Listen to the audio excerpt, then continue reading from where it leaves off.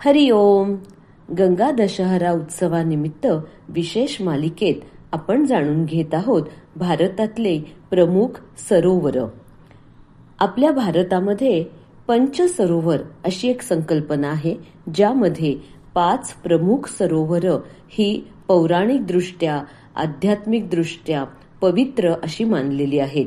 त्यांचे संदर्भ पुराण काळापासून आपल्या इथे पाहायला मिळतात. अशाच ह्या पंचसरोवरातलं आजचं हे 5वं सरोवर आहे आणि ह्याचं नाव आहे बिंदू सरोवर. या सरोवराला मातृमोक्षस्थल असंही संबोधलं जातं. हे सरोवर आहे हे गुजरात राज्यामध्ये जिल्हा पाटण इथं आहे. सरस्वती नदीच्या तीरावर सिद्धपूर शहराच्या जवळ हे सरोवर आहे. हे एक अत्यंत पवित्र असं तीर्थक्षेत्र आहे आणि यालाच जसं आपण सुरुवातीला पाहिलं की मातृमोक्षस्थल, तसंच मातृगया असंही म्हणतात. जसं प्रयागला पितृगया म्हणतात, तशी ही मातृगया.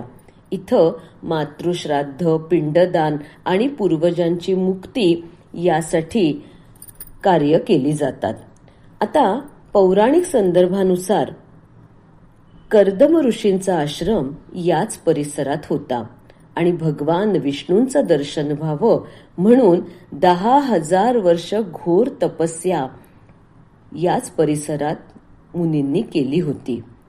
कर्दम ऋषी आणि त्यांची पत्नी देवहूती यांचा पुत्र कपिल मुनी हे महान सांख्य दर्शन प्रणेता होते.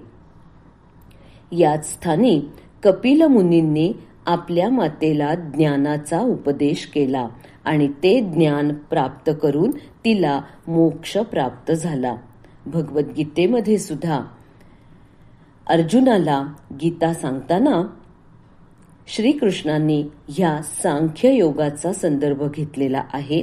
त्याच्यासाठी 2ऱ्या अध्यायात त्यांनी या योगाची विशेष माहिती दिलेली आहे.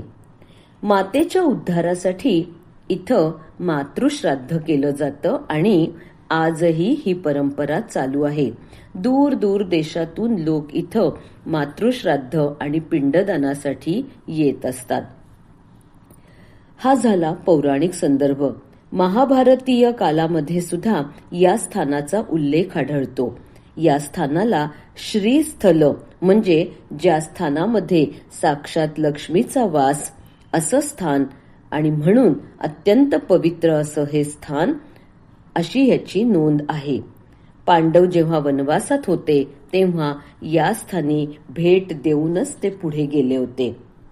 या स्थानाला सरस्वती नदीचं जलस्रोत किंवा या सरोवराला सरस्वती नदीचा जलस्रोत मिळतो म्हणूनही हे स्थान विशेष महत्वाचं आहे. अजून एक उल्लेख असा आहे की भगवान परशुरामाने सुद्धा आपल्या मातेचं श्राद्ध याच स्थानी केलं होतं आणि या स्थळाचा उल्लेख ऋग्वेदातील ऋचेमध्ये सुद्धा आढळतो. असं हे बिंदू सरोवर. आज गुजरात सरकारनं या सरोवराचा खूप चांगल्या प्रकारे विकास केलेला आहे. त्यामुळे हे स्थान आवर्जून भेट द्यावी असं निश्चितच आहे. जय गंगे भागीरथी, हर गंगे भागीरथी.